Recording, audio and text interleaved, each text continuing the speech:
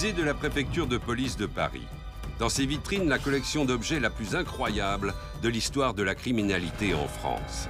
L'œilleton dans lequel le docteur Petiot regardait agoniser ses victimes, la cordelette qui servit à étrangler l'huissier Gouffé, la chaudière de Landru. Couteaux, revolvers, matraques, toutes ces armes ont été utilisées pour commettre les crimes les plus abominables. À partir du 19e siècle, les policiers font appel à la science pour résoudre leurs enquêtes. L'anthropométrie, l'étude de l'iris humain, la graphologie et la morphopsychologie sont utilisées. Dans les archives du musée, les comptes rendus d'enquête, les scripts des interrogatoires, les croquis des scènes de crime vont nous emmener sur la piste sanglante des plus grands meurtriers de l'histoire.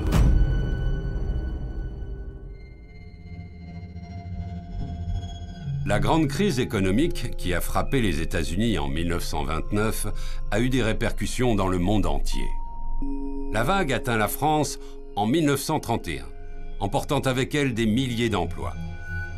C'est dans ce contexte que va avoir lieu l'une des plus grandes escroqueries du XXe siècle. Le 22 décembre 1933, on découvre que le Crédit municipal de Bayonne a émis des faux bons de caisse, 240 millions de francs escroqués à des compagnies d'assurance. Un homme est rapidement pointé du doigt, Monsieur Alexandre, un homme d'affaires richissime à la tête de plusieurs entreprises. La presse s'empare de l'affaire et le scandale est d'autant plus frappant que Monsieur Alexandre est un escroc connu. Il s'appelle en réalité Sacha Alexandre Stavisky et il a eu de nombreuses fois affaire à la justice. Mais il s'est tissé un réseau de relations qu'il a toujours protégé. Il tient sous sa coupe de hautes personnalités qui ont profité largement des richesses qu'il s'est appropriées grâce à ses escroqueries. Comment un individu sans scrupules a-t-il réussi à passer entre les mailles du filet de la justice et de la police pendant plusieurs années ? Est-ce que son physique agréable, son côté beau parleur et l'amour que vont lui porter les femmes suffisent pour réaliser des opérations frauduleuses qui pousseront un gouvernement jusqu'à la démission? Cette personnalité intrigante va inspirer Alain Resnais, qui en 1974 va réaliser le film Stavisky avec Jean-Paul Belmondo et Annie Dupéret, retraçant l'épopée de l'escroc qui a défrayé la chronique dans les années 30.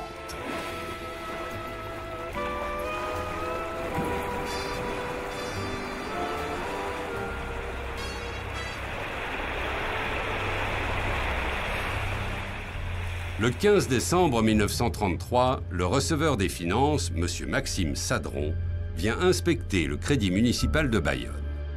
Le directeur de l'établissement, M. Tissier, est absent, mais dans son bureau, l'inspecteur trouve un carnet d'émissions de bons à intérêt, dont 6 d'entre eux sont signés en blanc. Ce n'est pas régulier, et Sadron décide d'emporter les registres pour les examiner. Pendant 6 jours, le receveur va décrypter les écritures. Plus de 3000 bons ont été souscrits et ceux qui sont immédiatement exigibles représentent la somme de 500 000 francs. Le Crédit municipal ne pourra pas payer, ses caisses sont vides. De plus, une plainte a été déposée par la compagnie d'assurance L'Urbaine qui réclame 8 millions de francs pour des bons qui n'ont pas encore été remboursés.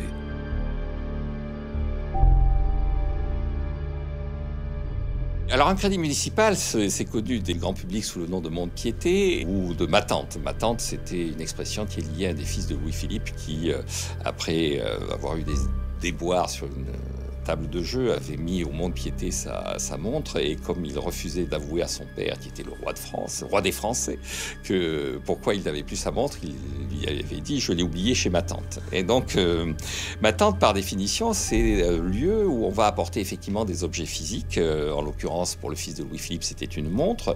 Assez souvent, ce sont des bijoux. Et une fois que ces bijoux vont être déposés en gage, on va vous faire un prêt qui va vous permettre effectivement de passer une période de trésorerie difficile.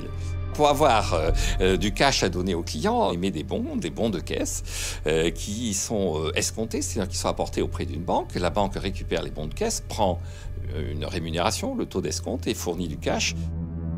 Gustave Tissier, le directeur du Crédit municipal de Bayonne, ne peut que confirmer l'opération frauduleuse. une émission de bons n'ayant aucune contrepartie. Le 23 décembre, il avoue un détournement de 240 millions de francs au préjudice des banques et des compagnies d'assurance qui ont souscrit les bons de caisse. Et les aveux du directeur ne s'arrêtent pas là. Il met en cause Joseph Garat, le député-maire de Bayonne. C'est lui qui donnait les ordres. C'est un énorme scandale. Pourtant, il ne fera pas les grands titres de la presse le lendemain. Ce que découvriront les lecteurs à la une de leurs journaux est bien plus horrible. La catastrophe ferroviaire de Lagny, la plus meurtrière de l'époque, fera plus de 200 morts.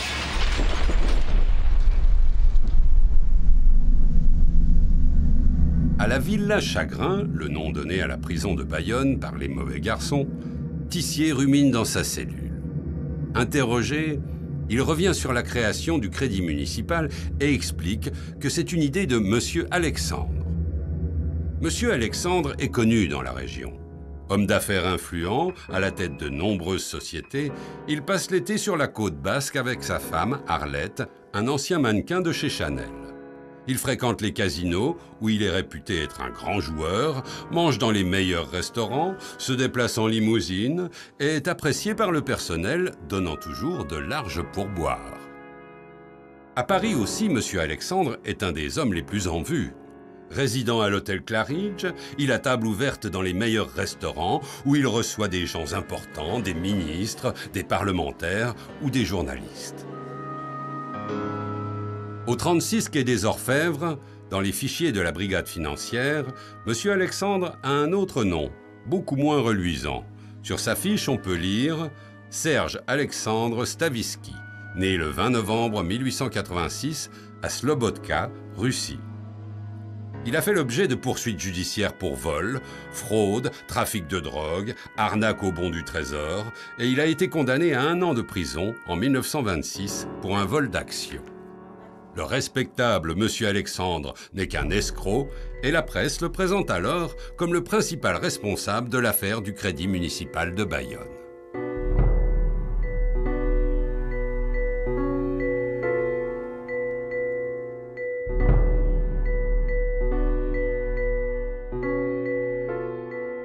Il faut savoir que, s'agissant des grandes escrocs et des grandes escroqueries, le système est toujours le même depuis des millénaires.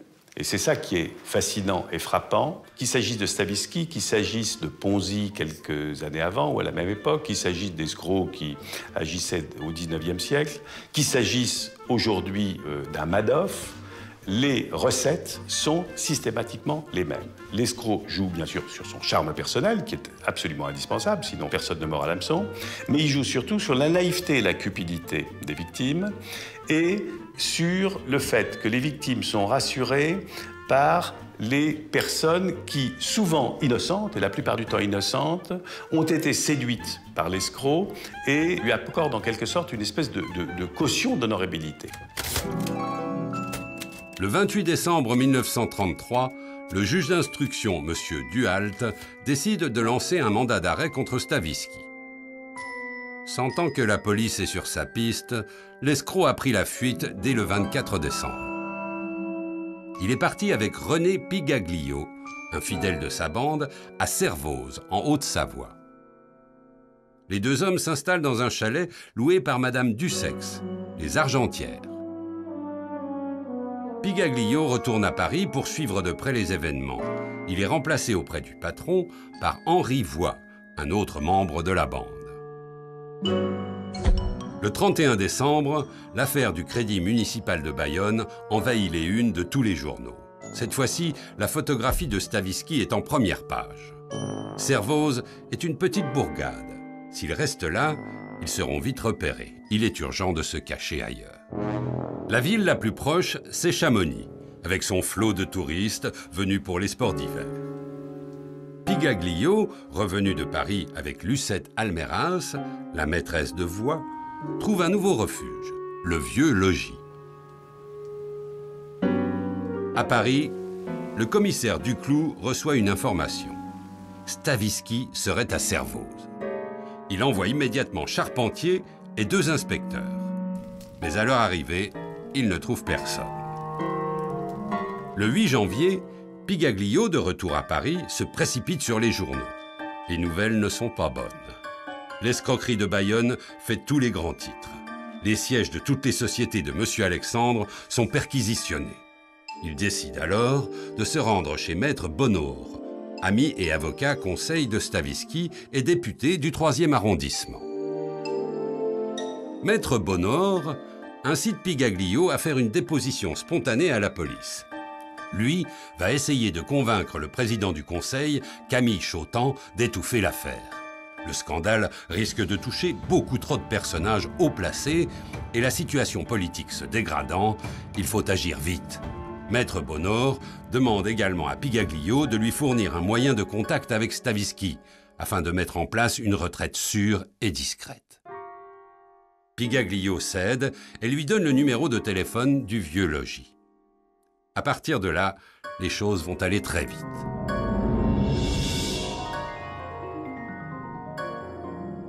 À Chamonix, les inspecteurs n'ont plus aucune piste. Ils se préparent à regagner Paris lorsqu'à midi, le téléphone sonne.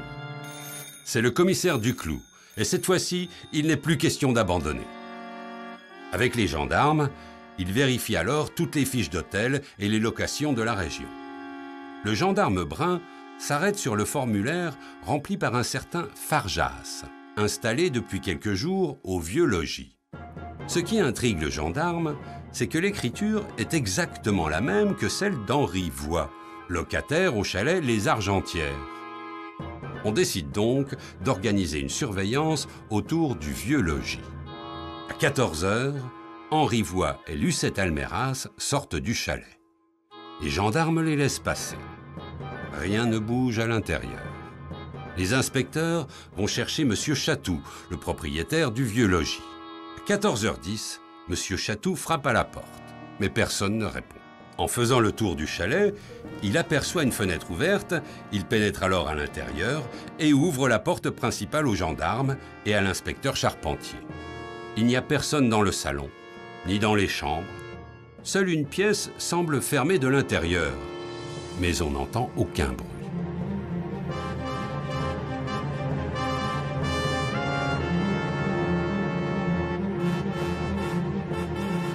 Visiblement, Charpentier ne sait que faire.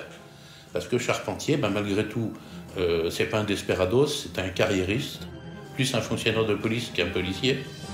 Et il va demander des ordres. Donc il descend avec les gendarmes, téléphoner chez un menuisier un petit peu plus bas. La version officielle, c'est « faites attention, soyez prudents », parce qu'à ce moment-là, ils savent par indiscrétion que Stavisky est armé. Donc il remonte, et en remontant, il croise un gendarme en lui disant « c'est bon, on saute ». Alors ça aussi, c'est une phrase qui sera reprise plus tard, parce qu'on saute, ça peut vouloir dire on lui fait sauter la tête, c'est pas ça du tout. En langage poulet, on saute, ça veut dire on arrête, on interpelle. À 16 h, Charpentier est de nouveau devant la porte de la chambre avec un passe-partout. Mais la clé restée à l'intérieur l'empêche d'utiliser l'outil. Soudain, une voix se fait entendre. « Qui est là ? Police, ouvrez, la maison est cernée !» répond Charpentier. Après quelques secondes de silence, une détonation résonne. Et un corps semble s'écrouler. Les policiers se précipitent sur la porte et à grands coups d'épaule essayent de l'enfoncer sans résultat. « La porte-fenêtre !» s'écrie Charpentier, et tout le monde se précipite à l'extérieur. On fait sauter facilement les volets, puis on casse un carreau, et Charpentier pénètre enfin dans la chambre. Derrière le lit, agonisant, un homme est allongé. Il a un trou dans la tempe droite, d'où s'écoule un peu de sang. C'est Stavisky. Il a encore des soubresauts.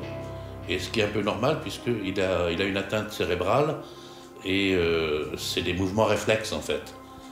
Donc, il demande à l'inspecteur Le Gall de lui retirer l'arme de la main, de peur qu'il s'en serve à nouveau. Le Gall s'exécute, il lui retire l'arme de la main et la pose sur le lit. Charpentier appelle Paris pour faire son rapport. Au même moment, le docteur Jamin arrive sur les lieux. Il constate que Stavisky est dans un coma déjà dépassé et il déclare à Charpentier que c'est foutu, il n'y a plus rien à faire, ce qui est vrai d'ailleurs parce qu'un trajet intracrânien, le cerveau est atteint Et en général, on ne se remet pas de ce genre de plaie. C'est inopérable, du moins avec les méthodes de l'époque. Donc là, à ce moment-là, le docteur Jamin va commettre une grosse erreur, il va déplacer le corps. Il le retire du radiateur, il lui met un coussin sous la tête et il le tire un peu en arrière. Et là, pour la suite, pour les balisticiens, ça fausse tout. La version officielle de la découverte de Stavisky agonisant dans sa chambre et les multiples erreurs de procédure vont provoquer une forte réaction dans la presse et dans l'opinion publique qui va imaginer que l'escroc a été abattu par la police. Évidemment, c'est pas un Browning 1906, un petit pistolet automatique comme ce qui a été utilisé. C'est un revolver de la belle époque, en calibre 32, qui n'a rien à voir, mais dont les caractéristiques correspondent à peu près au niveau taille. Donc, Stavisky se tire, d'après la thèse officielle, une balle dans l'abdomen droite. Elle est légèrement orientée comme ça, elle ressort ici.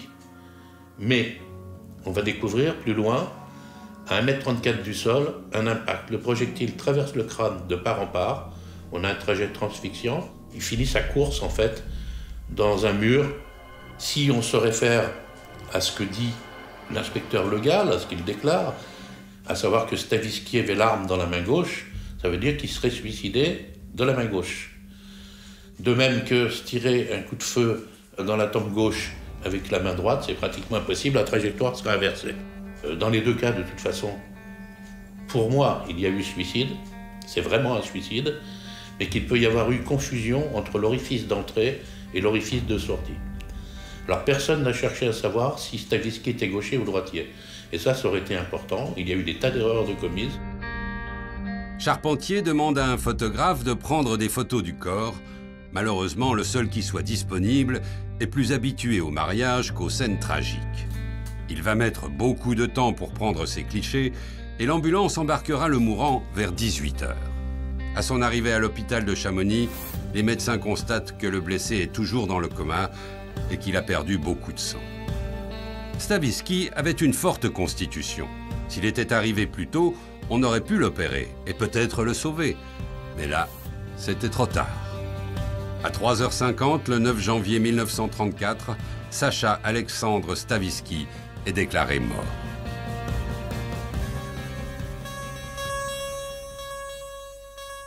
La presse ne croit pas au suicide. Sa mort arrangerait trop de personnalités. Le journal L'Humanité titre « Le gouvernement se débarrasse de Stavisky en le faisant abattre à Chamonix ». Meurtre ou suicide, l'affaire Stavisky va avoir un retentissement extraordinaire. Mais comment cet immigré russe a-t-il pu provoquer une telle crise politique? La famille Stavisky est arrivée en France en 1890. Emmanuel Stavisky, le père, était un émigré juif. Il venait de la province de Kiev. Dentiste de profession, il avait travaillé dur dès son arrivée à Paris pour payer les études de son fils.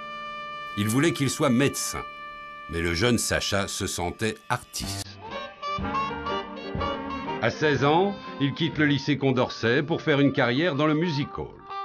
Malheureusement, c'est un piètre chanteur et il quitte rapidement la scène. Il possède quand même un atout qui va lui permettre de se débrouiller dans la vie. Il sait séduire les femmes. Pour mener la vie frivole qui lui convient, il lui faut de l'argent. Et sans scrupule, c'est d'abord son propre père qu'il vole en lui dérobant de petits lingots d'or utilisés pour la fabrication de fausses dents.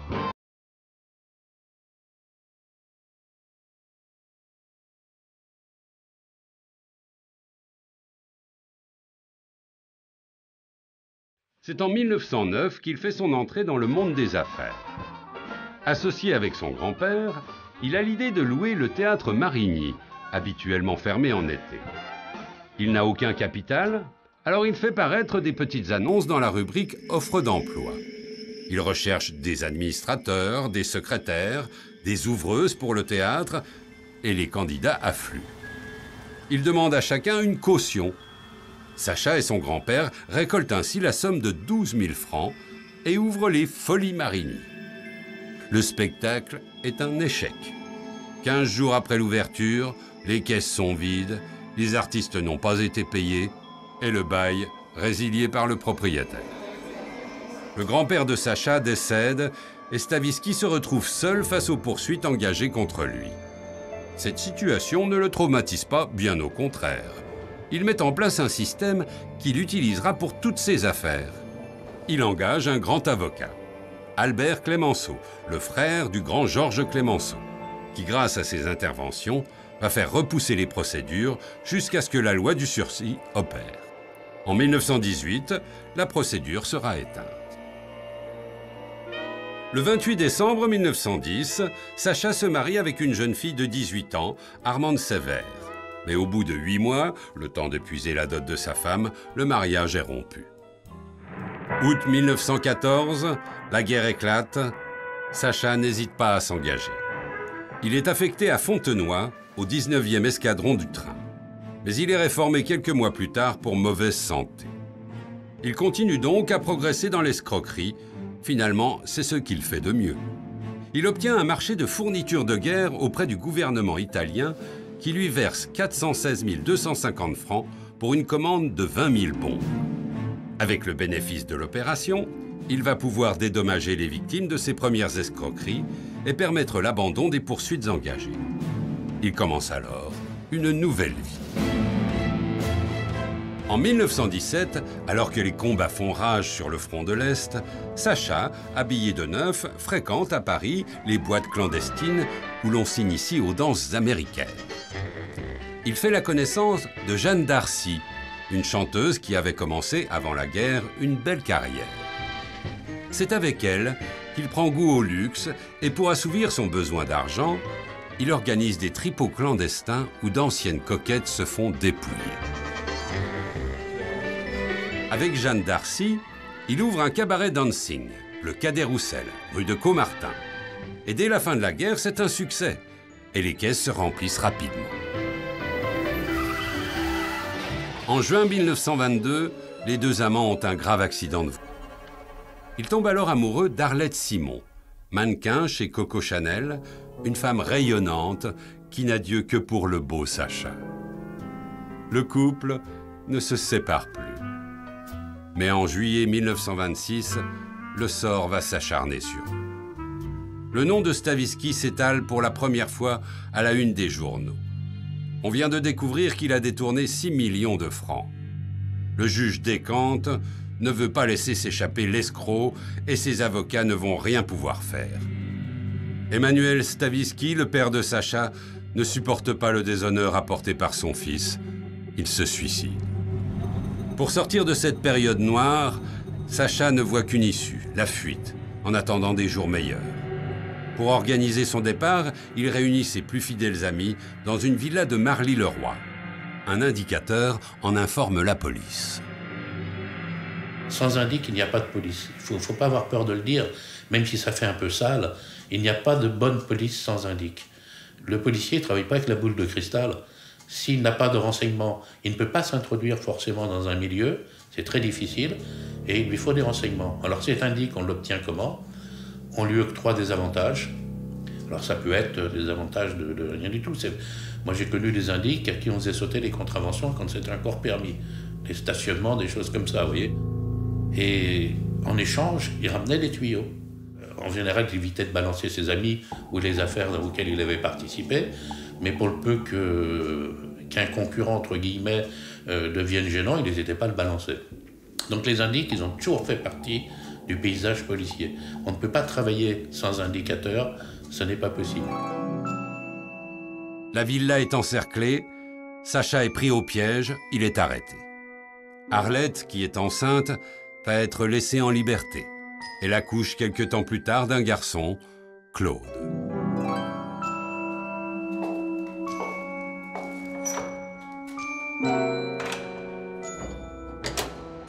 Sacha est en prison et il n'a pas l'intention d'y rester. Dès le lendemain de son incarcération, il va jouer le malade, se plaignant de vomissements. Il arrive à convaincre les médecins qui décèlent chez lui une maladie chronique et réclament même une opération d'urgence. Mais dans une clinique privée, demande Stavisky. À force de persuasion et en faisant jouer toutes ses relations, 17 mois après son incarcération, le 28 décembre 1927, Sacha est mis en liberté conditionnelle pour pouvoir se soigner. À peine a-t-il franchi les portes de la prison que ses problèmes de santé disparaissent. On le voit avec Arlette dans les meilleurs restaurants, dans les boîtes de nuit à la mode, s'abreuvant de champagne et faisant la fête jusqu'au petit matin. Le 20 janvier 1928, le couple se marie. C'est l'objet d'une réception grandiose à l'hôtel Claridge. 400 personnes en habits de soirée sont conviées aux agapes. Au menu, caviar et champagne. 2 orchestres vont se relayer pour faire danser les invités toute la nuit. C'est à partir de ce moment que Stavisky devient Monsieur Alexandre et la belle Arlette, la reine du tout Paris. Pour mener grand train, Monsieur Alexandre met au point avec son plus fidèle ami, Henri Ayotte, une nouvelle escroquerie. Sa cible, le Crédit municipal d'Orléans. Ils se présentent devant le directeur comme des intermédiaires de gens très fortunés qui veulent gager des bijoux, notamment des émeraudes, pour emprunter de fortes sommes d'argent. Les émeraudes sont fausses, excepté celle qui est expertisée, et le tour est joué. L'escroquerie a pris encore plus d'ampleur lorsque Stavisky et ses amis ont convaincu le directeur du Crédit municipal d'Orléans de faire des bons de caisse, c'est-à-dire d'émettre des titres qui étaient placés ensuite par Stavisky et ses amis, essentiellement auprès de compagnies d'assurance auxquelles on proposait un taux d'intérêt de 6%, ce qui est ahurissant à l'époque, et donc les compagnies d'assurance ont souscrit massivement à ces bons de caisse. Ces mouvements d'argent alertent les pouvoirs publics. Des vérifications se préparent. Monsieur Alexandre rachète alors les faux bijoux pour effacer toute trace de l'escroquerie. Il a eu chaud et l'affaire s'est avérée peu rentable du fait du remboursement dans l'urgence des prêts qui lui avaient été consentis. Pourtant, cette affaire du Crédit municipal d'Orléans va lui donner des idées qu'il appliquera plus tard. Les années 1928 et 1929 vont voir une véritable frénésie dans le monde de la finance. Les actions vont atteindre des sommets et quelques habiles personnages vont défrayer la chronique, comme Madame Hanot, surnommée la banquière des années folles. Elle monte une escroquerie à partir d'un journal, qui est un journal de conseil en placement. Et donc là, on voit aussi l'apparition et le rôle que joue la presse financière d'un côté, et puis la presse d'investigation. Le Canard enchaîné connaît à cette époque-là ses grandes heures de gloire. Il est un des lanceurs d'alerte de l'époque. Et puis, il y a une presse de caniveau qui associe assez systématiquement la finance au monde juif et qui va se déchaîner à chaque fois et donner une ampleur symbolique très forte à ces scandales. Lucien Klotz va être condamné pour chèques sans provision, escroquerie, c'est-à-dire un des personnages, une des gloires de la République et de la guerre, sombre dans les années 20 comme un escroc assez vulgaire. Il est obligé d'ailleurs de vendre son hôtel particulier qui est devenu l'ambassade de Belgique. Et on voit bien ce personnage, c'est un personnage qui est encensé à un moment donné comme étant un grand patriote qui se laisse manipuler par des aigrefins et qui finit par faire des chèques sans provision avec ce mélange de naïveté et de sentiment d'impunité qui en fait un des personnages assez révélateurs. Alors après, il y a d'autres scandales. La Banque Austrique qui fait faillite. Il y a plusieurs micro-scandales qui apparaissent. Pour moi, ce qui est important, c'est que les plus hauts responsables de l'État, encore une fois, Klotz, il a été ministre des Finances, Berthelot, il a été secrétaire général du Quai d'Orsay, sont impliqués et se retrouvent en relation avec des gens qui sont des gens dont on ne pouvait pas imaginer qu'ils appartenaient à leur cercle de relations. À cette époque, Monsieur Alexandre est comme un poisson dans l'eau. Il crée une multitude d'entreprises, dont la Compagnie foncière, qui a servi pour renflouer le Crédit municipal d'Orléans. Mais prudent, il s'abrite derrière des conseils d'administration respectables, choisissant des hommes portant fièrement leur Légion d'honneur. Lui, dans l'ombre, tire les ficelles et ouvre ses tiroirs-caisses dans lesquels les millions affluent. Il a pris soin de mettre à la tête de la compagnie foncière un ancien préfet de police, un conseiller d'État, un inspecteur des finances, un général à la retraite, toute personne tout à fait honorable qui, moyennant quelques jetons de présence, était enchanté d'avoir pas grand-chose à faire parce qu'on leur demandait surtout de ne rien surveiller. Il était mieux qu'ils ne surveillent rien. Et ils touchaient des sommes qui n'étaient pas considérables, mais qui étaient effectivement assez satisfaisantes pour satisfaire en réalité leur cupidité. En 1931, alors qu'à Paris, on se précipite au bois de Vincennes pour voir l'extraordinaire exposition coloniale, Monsieur Alexandre et sa femme Arlette ont décidé de passer l'été à Biarritz. Le couple ne passe pas inaperçu. Au casino, Alexandre dépense des sommes folles au baccarat. L'argent qu'il flambe paraît inépuisable et tout le monde veut faire sa connaissance. Il se sent bien dans cette région et revient l'été suivant. On voit le couple partout, à l'hôtel Miramar de Biarritz, au cabaret du Bar Basque, dans tous les endroits à la mode. Les luxueuses automobiles d'Alexandre sillonnent les routes chargées d'invités. Tout le monde admire ce couple magnifique qui fait la une des carnets mondains. C'est en 1932 qu'il va mettre au point son chef-d'œuvre et c'est à Bayonne, dans cette région où sa popularité est de plus en plus grandissante, qu'il va mener à bien sa plus grande escroquerie. Il va créer de toutes pièces un crédit municipal, avec le concours de toutes les autorités locales. Il n'existe pas de mont-de-piété dans la ville, et il lui est donc facile de convaincre le député-maire M. Garat de l'intérêt d'en créer un. À Paris, il s'allie avec le directeur du journal La Volonté, Albert Dubarry, qui va lui apporter ses relations politiques et les ministères du Commerce et du Travail vont inciter les compagnies d'assurance à investir dans les bons de Bayonne.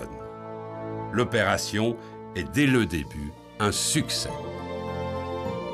L'argent afflue et M. Alexandre s'installe avec femme et enfants sur les Champs-Élysées. Il prend une suite à l'hôtel Claridge. Il devient l'homme d'affaires le plus courtisé de Paris et il étend son influence en Belgique, en Suisse, au Luxembourg, où il monte de nombreuses opérations. Une cour permanente l'entoure et on épie son passage dans le hall du célèbre hôtel pour lui présenter de nouveaux projets. Monsieur Alexandre dépense sans compter et il a besoin de plus en plus d'argent. Mais la mécanique installée au Crédit municipal de Bayonne commence à s'emballer, attirant la méfiance des brigades financières de Paris. Alors la brigade financière, à cette époque-là, elle est relativement récente, puisqu'elle sera créée par Chiappe dans les années 30. On l'appelle brigade, mais c'est un peu pompeux, puisqu'au départ, il y a 3 fonctionnaires. Donc elle est sous l'autorité du directeur de la police judiciaire, qui, lui, doit impérativement rendre compte à son supérieur hiérarchique, le préfet de police, Jean Chiappe. Dans le même temps, dans l'autre maison, la maison adverse, qui est la Sûreté Générale, la direction de la police rue des Saussets, la Sûreté Générale a une section financière. Logiquement, devrait se transmettre les informations, mais ce n'est pas le cas.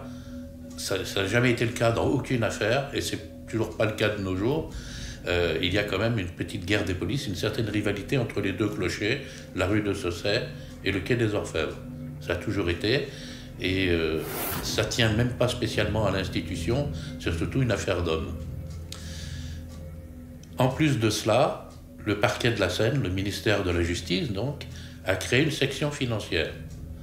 Cette section financière, elle est chargée de récupérer tous les éléments, renseignements, procédures qui arrivent des 2 entités de police.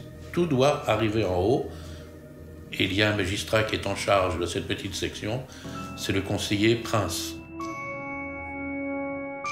Pour l'instant, Stavisky, profitant des rivalités qui ralentissent les enquêtes, essaye de monter une nouvelle affaire qui pourrait lui permettre de souffler un peu. Spéculer sur les optants hongrois. Au moment de la dislocation de l'Empire austro-hongrois, un des grands perdants de la guerre, c'est l'Autriche et la Hongrie. Et donc, au traité de Trianon, on donne la possibilité aux Hongrois qui ne se retrouvent plus en Hongrie, qui optent pour la Hongrie, donc les optants, de quitter le territoire, le nouveau pays dans lequel ils se trouvent, et de rejoindre la Hongrie. Et comme ils perdent leurs biens, eh bien, on dit on va quand même vous dédommager, et donc on va émettre au travers d'une caisse, ce qu'on appelle un fonds agraire, un emprunt. Cet emprunt va vous racheter d'une certaine façon vos terres. Or, pour alimenter ce fonds, une des idées des Alliés, c'est de faire payer l'Allemagne. Alors c'est une des premières contestations que fait l'Allemagne, c'est de dire on veut bien réparer les conséquences de la guerre en France, mais on ne va pas assumer tout. Et dans les négociations qui s'ouvrent entre l'Allemagne et les Alliés, assez vite, le fonds agraire passe au second plan. Et donc tout le monde se dit on va récupérer jamais l'argent en 1936, il vaut mieux le vendre tout de suite. Stavisky a l'idée de récupérer ces optants hongrois à très bas prix et d'agir sur ces relations pour que ces titres soient enfin payés à leur juste valeur.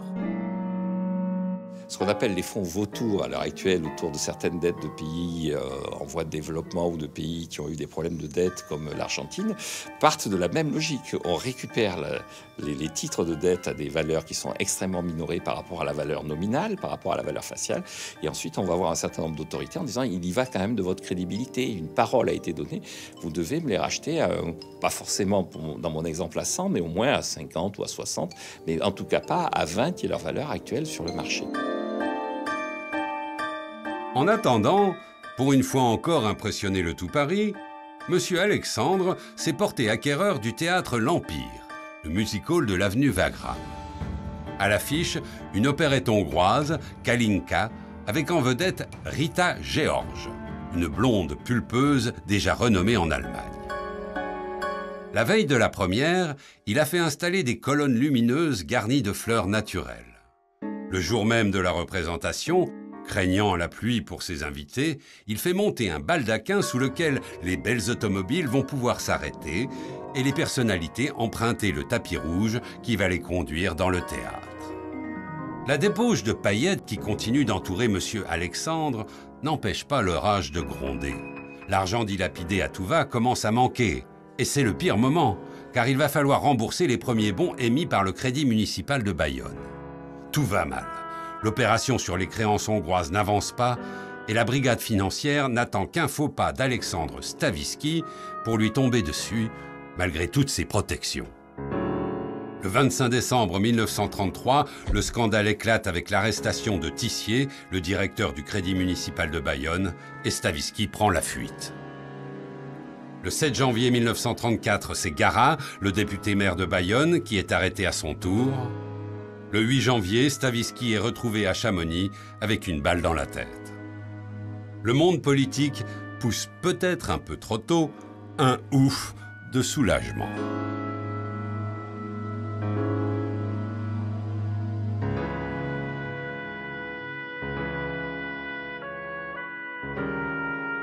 La mort de Stavisky, c'est la mort d'un témoin essentiel, d'un protagoniste d'une part, et puis d'un témoin essentiel. Alors, qui peut gêner politiquement, parce que l'arrière-fond de tout ça, c'est un enjeu politique. C'est un enjeu politique entre droite, gauche, extrême droite finalement. Il faut déjà se poser la question de savoir qui est Stavisky. Stavisky, donc, d'une part un juif, d'autre part c'est quelqu'un qui est né en Ukraine, donc ce n'est pas un Français, et c'est un affairiste. Donc c'est quelqu'un qui est administrateur de société, plus escroc qu'autre chose, et finalement c'est la cible parfaite pour l'extrême droite, qui veut en profiter pour abattre ce qu'ils appellent la gueuse, la République en fait. Donc ils vont utiliser les supposés ou réelles relations politiques qui sont impliquées dans l'affaire Stavisky pour tenter de faire tomber les gouvernements successifs et éventuellement de prendre le pouvoir. Donc, première chose, des manifestations de rue. Première manifestation importante, le 9 janvier, en fait, qui est la première journée de la session parlementaire, où des activistes, en fait, scandent des Stavisky au Panthéon, des Abba Chotan, donc Camille Chotan étant le président du conseil impliqué, qui était un ami de Stavisky. Et rapidement, un député, donc, qui est un député nationaliste basque, qui est Bernard Garay, demande au Palais Bourbon à ce qu'il y ait une enquête parlementaire. Ce que refuse Chotan. Donc, c'est pas fait pour apaiser les choses.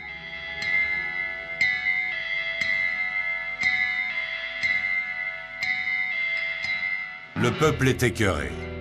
Il descend spontanément dans la rue. Des cortèges de manifestants se dirigent vers le Palais Bourbon. Le président du Conseil demande alors au préfet de police de Paris, Jean Chiappe, de prendre des mesures exceptionnelles pour empêcher les émeutiers d'approcher la Chambre. À la section financière, on ne lâche pas l'affaire et on commence à donner les noms des relations de Stavisky dans la police, la presse et la justice. Le député Gaston Bonheur, qui était aussi l'avocat de Sacha, les directeurs de journaux Dubarry et Camille Aymar sont arrêtés. Chotan continue à soutenir que la justice peut, à elle seule, tout éclairer. Mais en fait, il craint que la rumeur qui incrimine son beau-frère, le procureur général Pressard, ne soit confirmée. Sous la pression des socialistes, le garde des Sceaux démissionne. Le journal royaliste, l'Action française, incite à la révolte. Le soir, les manifestants sont dans la rue et des bagarres éclatent devant l'Opéra, place Vendôme, à Richelieu-Drouot et boulevard Poissonnière. Le 27 janvier 1934, Camille Chautemps démissionne. On demande à Daladier de lui succéder. Et Daladier prend deux décisions. Une excellente, qui est celle d'écarter de son poste de procureur de la République le magistrat Georges Pressard. Ça calme le jeu, bien évidemment, instantanément. La deuxième, et se révélera très vite une erreur politique, consiste à écarter de son poste le préfet de police qui s'appelle Chiappe. Chiappe est un homme de droite, presque assez proche de l'extrême droite, et il est très populaire dans les milieux d'anciens combattants. Or, pour des raisons de crise économique, le gouvernement vient de prendre des mesures drastiques. On a réduit les salaires des fonctionnaires, on a réduit les pensions des anciens combattants, et le limogeage de Chiappe provoque immédiatement la décision des organisations d'anciens combattants d'organiser une manifestation monstre le 6 février 1934. Cette manifestation remporte un succès considérable, mais elle tourne mal. Des violences sont à déplorer, qui sont probablement à l'initiative d'ailleurs de quelques manifestants ou de quelques provocateurs. La police réplique et le soir, on relève 16 morts, dont 13 par balle, environ 600 blessés du côté des manifestants et 1600 blessés du côté des forces de l'ordre, qui sont blessés plus légèrement. Mais ça donne la mesure de l'importance et de la violence de cette manifestation. Le 7 février 1934, Édouard Daladier remet, lui aussi, sa démission. Pour calmer l'opinion, il faut une personnalité populaire. On rappelle Gaston Doumergue. Mais sa venue ne va pas calmer le peuple. Le 6 février, la manifestation avait été téléguidée par la droite et la gauche parlementaire y avait vu une tentative de coup d'État fasciste. Elle va organiser une contre-manifestation le 9 février, rassemblant toutes les forces progressistes, socialistes et communistes. Cette manifestation va, elle aussi, se terminer tragiquement, faisant 3 morts et plus de 500 blessés. Le peuple ne baisse pas la tête et le 12 février, la CGT décrète la grève générale. À Paris, il n'y a plus d'eau, plus d'électricité, plus de gaz. Les métros et les autobus sont arrêtés. Les manifestants envahissent les rues de la capitale et les cortèges communistes et socialistes convergent vers la porte de Vincennes où la CGT a organisé un grand meeting. Les militants fraternisent, c'est un moment historique qui va donner naissance au Front populaire. Mais l'affaire Stavisky n'a pas encore fini de faire parler d'elle. Le 20 février 1934, on découvre sur la voie ferrée Paris-Dijon le corps d'un homme qui a été littéralement broyé par le passage d'un convoi. La tête est séparée du corps, ses membres sont désarticulés. Curieusement, une cordelette entourée autour de sa cheville pouvait laisser croire qu'il avait été attaché à la voie ferrée. Ses affaires étaient éparpillées sur plusieurs centaines de mètres. Dans une serviette en cuir retrouvée sur le bas-côté, une enveloppe décachetée portait le nom de Monsieur Prince. Albert Prince était un magistrat âgé de 51 ans au moment où l'affaire Stavisky a éclaté, c'est-à-dire en 1934. Il est depuis quelques années chef de la section financière du parquet. Et il est amené à s'intéresser aux affaires Stavisky en 1929 lorsque sa hiérarchie le charge d'une enquête sur une société qui s'appelle la Compagnie foncière. Il y a des soupçons de fraude. On lui signale que le président de la société Compagnie foncière est une personnalité. Il s'agit de M. Udello, ancien préfet de police. Et à cette occasion, il lui est signalé qu'il serait bon que son enquête soit discrète. Dans le langage du parquet, ça veut dire pas de bruit, pas de vagues. Et soyez prudents, ne soulevez pas des lièvres inutilement, ne soyez pas à l'origine d'un scandale. Alors que son enquête est sur le point d'aboutir et qu'il s'apprête à classer le dossier, plusieurs officiers de police judiciaire de la brigade financière adressent à Albert Prince des rapports lui signalant que, attention, faites attention, parce que nous pensons que cette société est fictive, que c'est une opération d'escroquerie et que derrière les noms ronflants et les titres des gens qui sont à la direction apparente de cette société, il y a un homme qui s'appelle Stavisky et qui est un escroc. Albert Prince transmet l'information à sa hiérarchie. Le dossier est classé et l'affaire en reste là. Quand éclate le scandale des bons de Bayonne en 1934, la brigade financière rouvre le dossier d'enquête de Prince.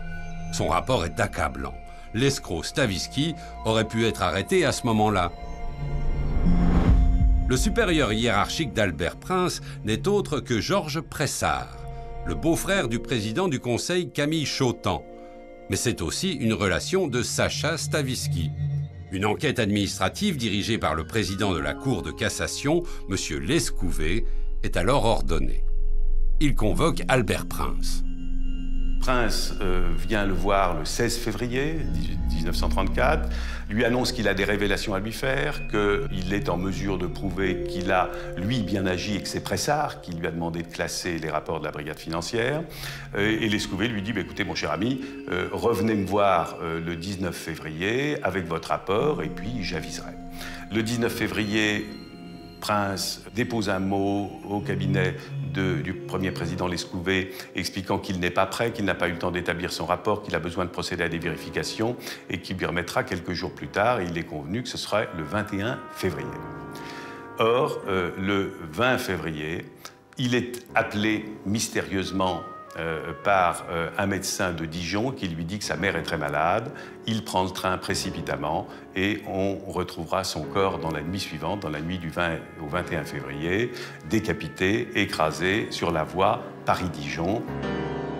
L'enquête permit de découvrir rapidement que sa mère n'avait jamais été malade et que son médecin n'avait jamais appelé au domicile de M.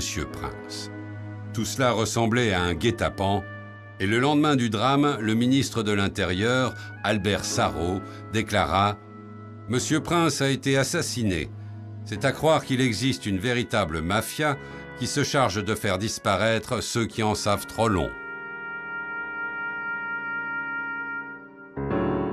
Le 1er mars 1934, un nouveau personnage apparaît dans l'affaire Stavisky, le sulfureux inspecteur Bonny, futur collaborateur de la Gestapo française avec Henri Lafont pendant l'occupation.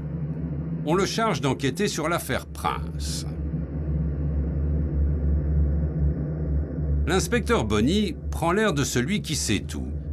On le voit s'agiter, une grosse serviette en cuir sous le bras, mais de son enquête, on ne sait rien.